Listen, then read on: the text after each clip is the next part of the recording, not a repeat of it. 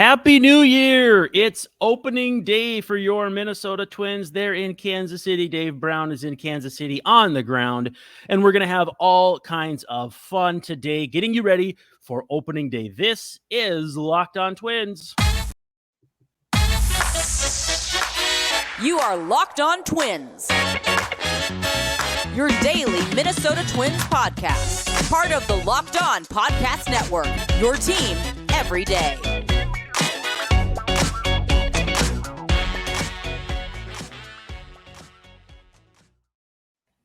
Hello again, and welcome back to Locked On Twins. I'm your host, Brandon Warren, and you can unfollow me on the X at Brandon_WARNE. Thank you for making Locked On Twins your first listen every day. We're free and available wherever you get your podcasts and on YouTube. And joining me from Kansas City, we love him. We know him as Mr. Dave Brown at Answer Dave Brown on the tweets. What's up? You're darn right you love him. Yeah. I'm doing good, Brandon. This will be the jacket that I'll wear at the ballpark today when we go to opening day. Right now, I'm in my basement, but not my mom's basement. Yeah, that's a really good thing to definitely specify. And again, thanks everyone for making us your first listen every day. We're part of Locked On Podcast Network, which is your team every day. And we really do enjoy hanging out with you guys. As you can tell, I have a little bit of a different backdrop than usual.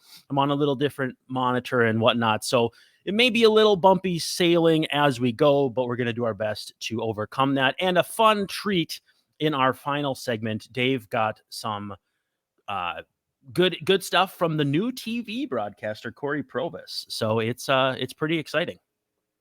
He's I don't want to give anything away, but he's excited about the opportunity. He's a little nervous about it, even though he's been doing this for 18, 35, 40 years. I don't remember exactly how long he said, but quite a while. But this is a TV debut, so he's pumped. 1835, 45. I thought you were going back to like the initial the first broadcast. Yeah, right.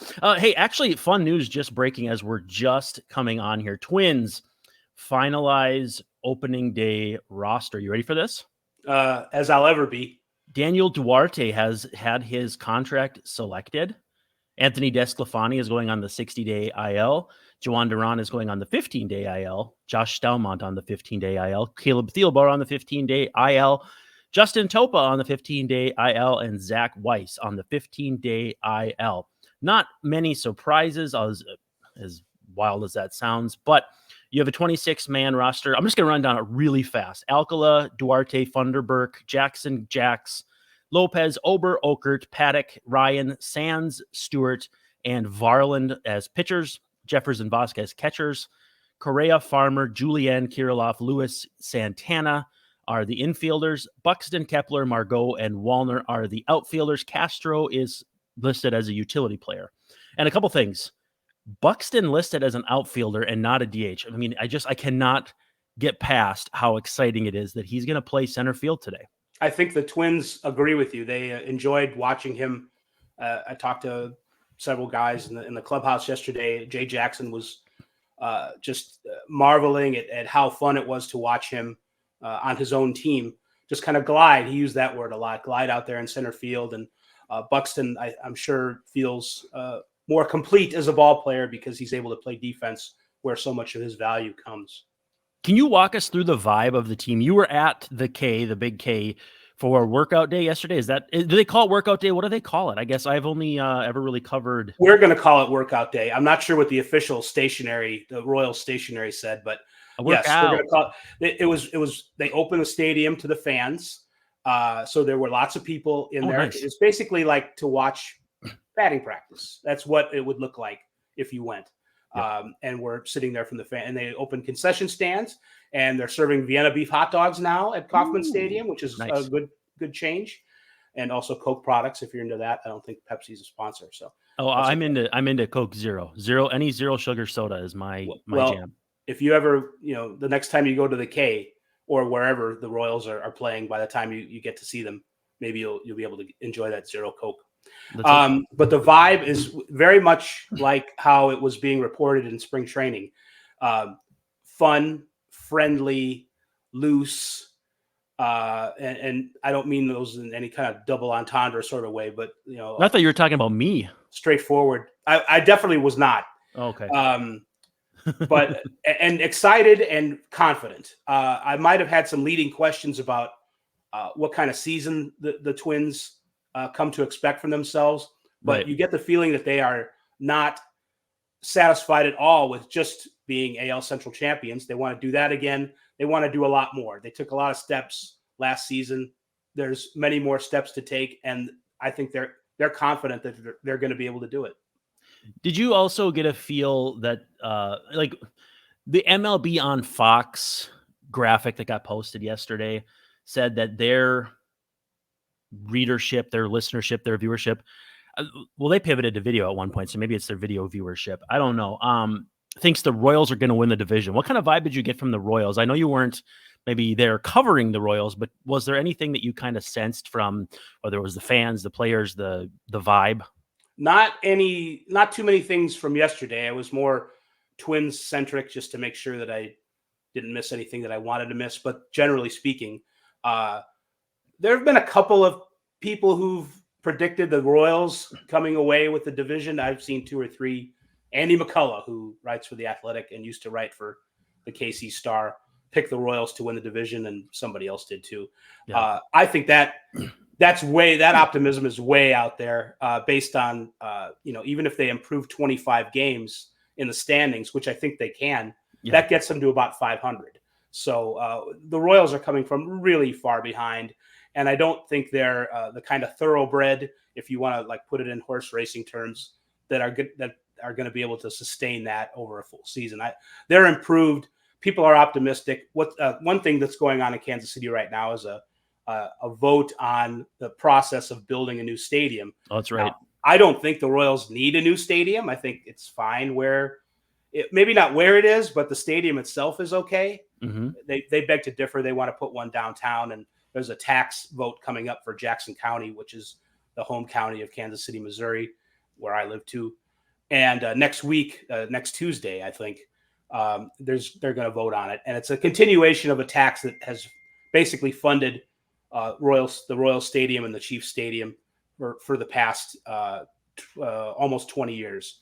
And it's a continuation of that, and it's part of the process in getting securing public funding for what they want to do to build a new ballpark. So there's optimism, and there's a lot of buzz. People love Bobby Witt. People always love Salvador Perez. Right.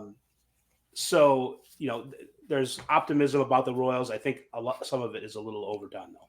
Are they optimistic that is going to go through with the ballpark proposal? My first thought was that it's going to, but there has been a lot of opposition to it because there's been a little bit of a couple of things have gone on. There's been a sea change on people not really liking billionaires not paying for their own stadiums. There's a lot of that going on right now.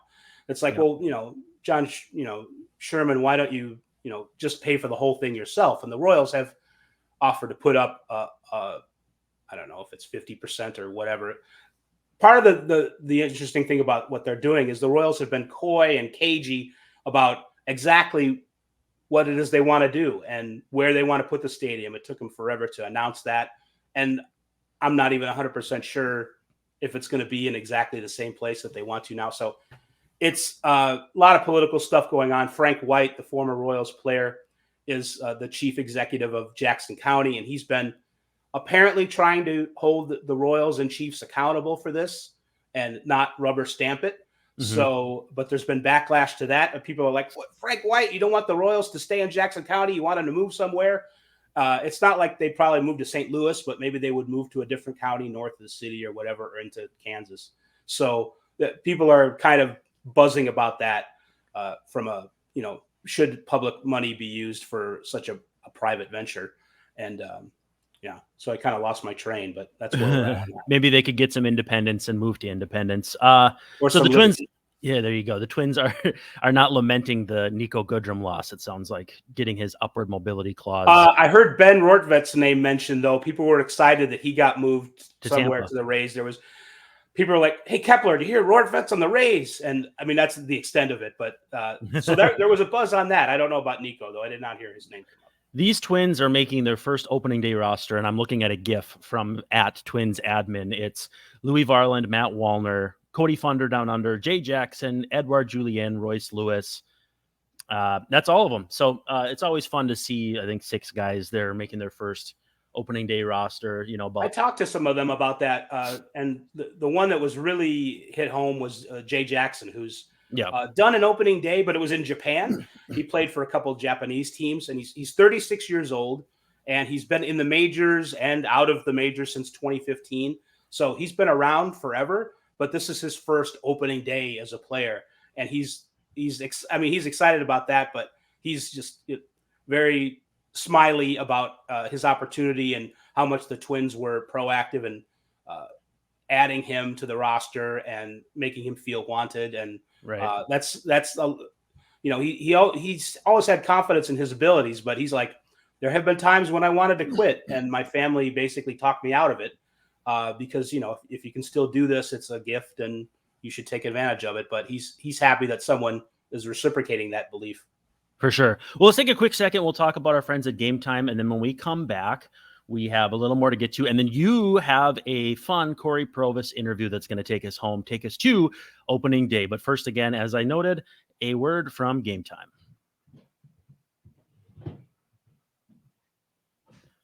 And your friends at Gametime want you to know that if you are looking for tickets, they're the place to go. Download the Gametime app. You might be scrambling for opening day tickets, or in your case, maybe opening day at Target Field home opener tickets.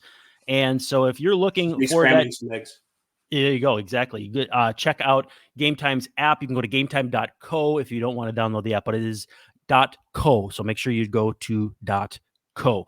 Anyway, it's an authorized ticket marketplace of Major League Baseball, and tickets are even easier now to get than ever from Gametime. And you can also get tickets right up to first pitch and even an hour after the game begins. But again, in your area, in your market, you can browse through and find shows, concerts, games, you name it, they've got it.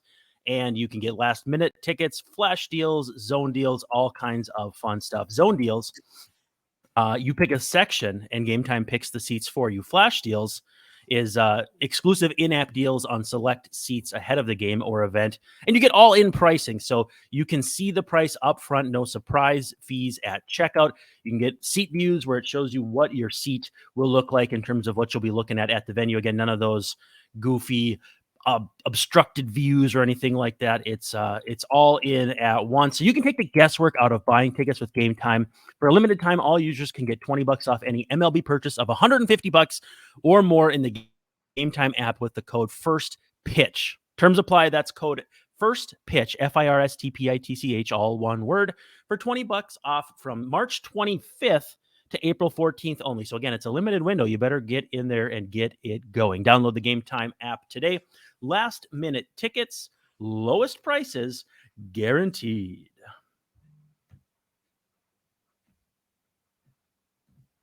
And I tell you, Dave, I'm juggling a little bit because I'm on my laptop instead of my desktop. I think the transitions there were pretty dang good, if I can say so myself. Dave, we're opening day. It's Pablo Day. It's Kansas City. What's the weather like in KC? What do Twins fans need to expect right now for the weather outside is not too bad.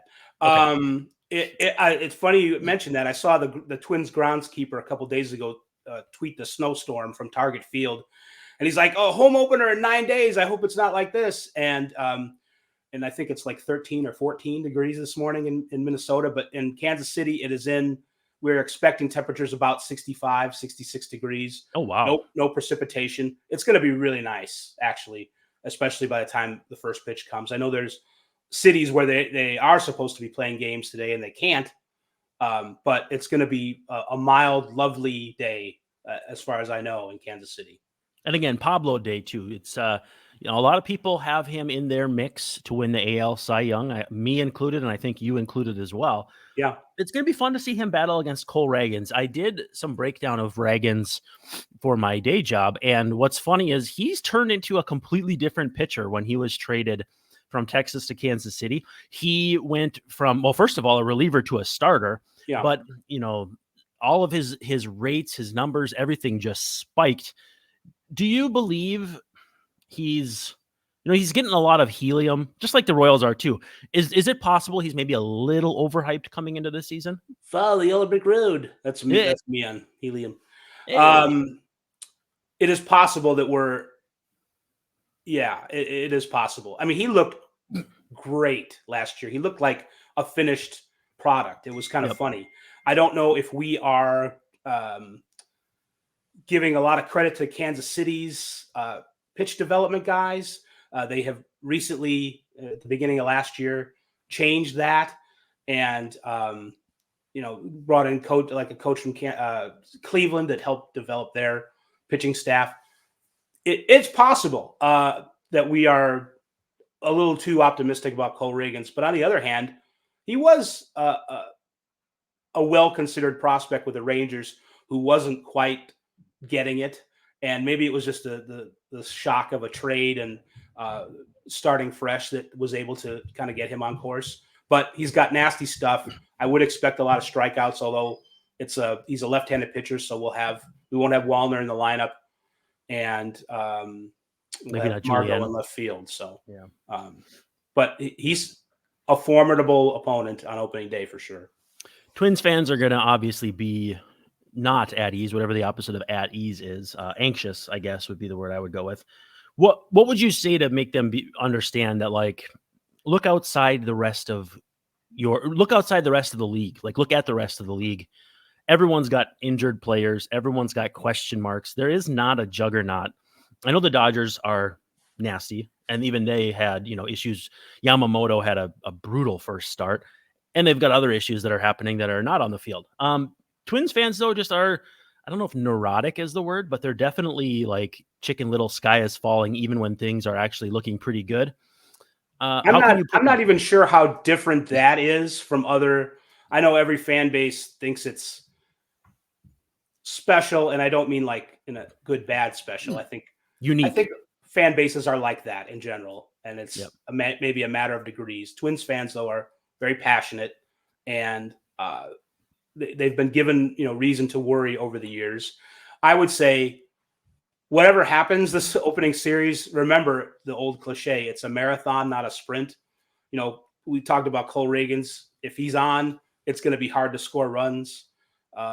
Even with Pablo on the mound, there's like no guarantee that you're going to win today. And if you happen to drop 2 of 3 or whatever against the Royals in the first series of the season, it's not the end of the world. The Twins, take it from a guy who's kind of parachuted in. The Twins have one of the best teams in the league. So maybe I'm going to contribute to the anxiety if things start out poorly. But as long as the injuries stop at some point, these guys are going to be one of the best teams in the American League. And it might not look like it on the first day or the second day, but just take it easy because it's coming. Before we jump to your Cory Provus chat from yesterday, what are you most eager to see, not only today, but in this early start of the season for the Twins? I want to see if actually Royce Lewis can hit a home run with 3 people on base like every time. I'm hoping that he starts a streak that's like that. It will be like everyone else. I'm relieved and happy to see Byron Buxton playing center field and Carlos Correa being healthier than he was. He has been in a couple years. I'm eager to see what Alex Kirilloff is going to do. He's a guy who has needed some health and some good luck to be the best that he can be, and he's finally in a position at the moment to do that. So there's lots of different little things. I'm eager to see how much fun the Twins are actually going to be, because I feel like it's going to be a lot. Yeah, I do too.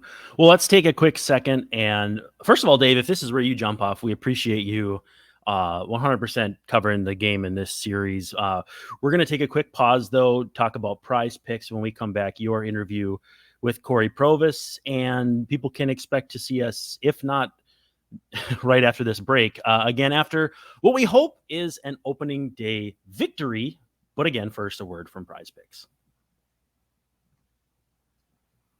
And PrizePicks is the biggest DFS opportunity you have in North America. It is the easiest and most exciting way to play DFS. It's just you against the numbers. So instead of battling thousands of other players, pros and sharks, people who are entering millions of entries to try win or nudge you out of the winnings. All you got to do is pick more than or less than on 2 to 6 player stat projections and watch your winnings roll in. So if you want to play against some of your favorites like Meek Mill and Sugar Sean O'Malley, you can find community plays under the promos tab of the app to view entries from some of the biggest names in the PrizePicks community each week. You can do NCAA tournament stuff or, of course, MLB stuff, whether you want to do more than or less than first inning runs, more than or less than home runs hit. I, for one, think that Manuel Margot is going to hit a homer today, and I've been saying that, and I won't stop saying that. And again, it's a really simple thing to play. You can make your picks and submit your entry in less than 60 seconds. Quick withdrawals, easy gameplay, and enormous selection of players and stat types are what make PrizePicks the #1 daily fantasy sports app. They also offer weekly promotions that can lead to big payouts like Taco Tuesday. Each Tuesday, PrizePicks discounts player selections projections up to 25% to provide even more value. And it also has Apple Pay, so you can get quick and easy deposits into your account this season. So again, if you want to do that, download the app today. It's the PrizePicks app and use code LOCKEDONMLB for a first deposit match up to $100. Again, it's $100 first deposit match if you use the promo code all lowercase LOCKEDONMLB. You can pick more and you can pick less. It is that easy. But again, it's PrizePicks. Download the app and use promo code LOCKEDONMLB. All right, so this is not your first rodeo, this opening day, but it is a special game for you. Do you think are you nervous about it? Do you think you will be nervous about being the guy on TV for the first time on opening day? Is it old hat? How are you feeling going into this? No, it is definitely going to be different. It feels differently already. My preparation's been different. This will be my 18th opening day as part of a major league broadcast, but yeah, for the first time it's going to be on television, so nerves are going. I got some adrenaline going right now. I want to get through the open, and I just want the game to start, and then really I'm looking forward to the first 5-10 games, because then I think the novelty hopefully will wear off, and the attention should be on the players anyway. But I'm not naive to it. That I understand that this is different. So I'm really excited. I'm excited to work with many talented people. And I had the privilege of learning the game and watching the game with Danny Glad in the last 12 years. And I learned a lot every day. And now I have new partners. And so the way that they see the game, the way that they describe the game is going to be new for me. So that's the best part about baseball. There are many, but just when you think you know everything about it, you've seen everything, there's something new, and I'll see things differently because I'll have new people to bounce ideas off of. It seems to be, I've never done it, but it seems to me the biggest difference between doing radio and TV is knowing when maybe not to talk too much, because you have the pictures in addition to what's going on. Is that true? Is there something to that? So this winter, I picked the brain of many of my friends and peers, from Joe Davis to Len Casper to John Shambi to Aaron Goldsmith and Brian Anderson, of course, is a dear, dear friend. And BA gave me a really good piece of advice. He said, for you early on, focus on the 3 S's. And he said those are stats, storylines, silence. And he said that third one is going to be the most challenging because you are used to a medium where you have to talk because there's no visual to provide the information. So I'm going to probably write on my scorecard every game, these first 5, 7, 10 games, breathe, don't talk, something like that. It may just be silence. I just may write that word, and I'm going to go back to that. And especially early on, like for the opening day on Thursday, the crowd's going to be awesome. There's going to be energy inside the ballpark. That should always be a part of the story. So television, we're going to show that. So when we're seeing that, when you're hearing that, be quiet. And then get up for the big moments, set up, in this case, Justin Morneau this weekend to hammer home why a play worked, why it didn't work. But yeah, that's going to be a constant reminder that, hey, you don't have to talk. This is a visual medium. Let the game breathe and let people see the action on their screen. is it still going to be familiar to fans who've been listening to you on the radio? Like, yeah, this is a Cory broadcast. This sounds a lot like what we have been getting on the radio all these years. I hope so. That's not going to change. So much of what I do is because who I learned from. You know, when you had a front row seat to the Pat Hughes and Ron Santos show, like I had for 2 years, that molded me. When I got to sit next to Mr. Baseball and Bob Uecker for 3 years, that molded me. And then when I got to, have the best time these last 12 years with Danny Gladden, that has shaped me even more so into the broadcaster that I am today. Are you now, or is this situation what you always wanted to do when you grew up, when you were a little boy? Yeah, I grew up diehard Cub fan. I grew up, Harry Carey was my guy. I grew up watching Cub games on WGN. And so the chance to be in this position, I won the lottery. I feel like I've won the lottery the last 18 years with the opportunities that I've been presented, and it's humbling. I'm grateful, and I accept it, and I welcome this new challenge. This is the biggest challenge of my career. Dick Bramer to me is the Mount Rushmore of Twins broadcasters. Dick Bramer, Herb Carneal, Halsey Hall, John Gordon. You're not going to beat that. And so I'm not trying to be him. I'm going to still be myself, and it's a big challenge, but I would have said no if I was intimidated by it, if I was afraid of it. I welcome it, and I'm still going to have fun, still be myself, and hopefully the team can win some games and play well early, and the attention can be on the field. You've mentioned all the people that you've learned from, and you've several in the Hall of Fame and just very well respected.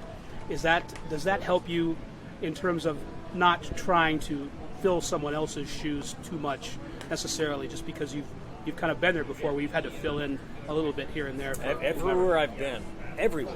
Starting with my first job out of school, I was 22 years old. My first job out of school, I was calling Virginia Tech women's basketball games. And Rick Watson was a beloved broadcaster. He just got a job. He moved from that job to calling the Radford Highlanders the men's basketball games. That's how it started. So from Rick Watson in the fall of 2000 through Dick Bramer wrapping up 40 years of class and excellence in the Twins TV booth, that's all I've known. All these jobs along the way, it's never because somebody left due to some sort of scandal. It's just because they either retired or another opportunity opened up. So this is another name, another opportunity where I'm following somebody that was beloved and respected and admired, and it's humbling being asked to follow in those massive footsteps. So I'm not going. I can't be what Dick has been. I didn't grow up in Minnesota. I don't have just that encyclopedia of Twins history going back to the mid-1960s because I didn't live it like he did. I mean, he lived it and he called it.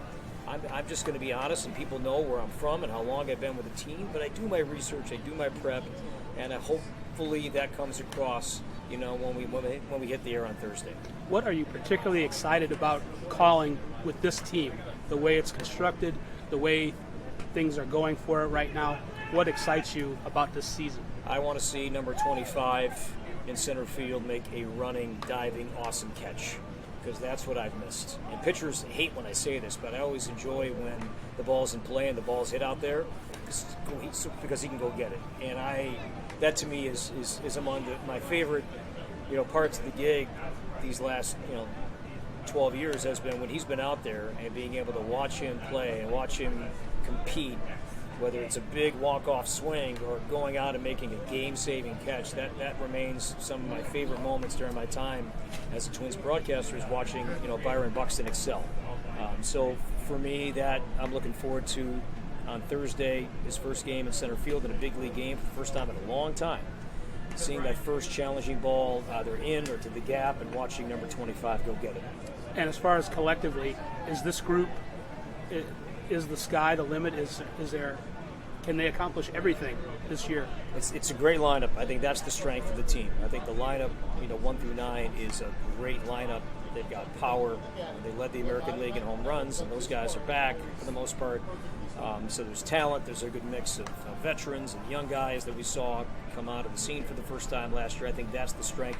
The bullpen's a bit, banged up right now. When they get their guys back, when they get Duran back, when they get Theobar and Justin Topa back, I think that will be a strength.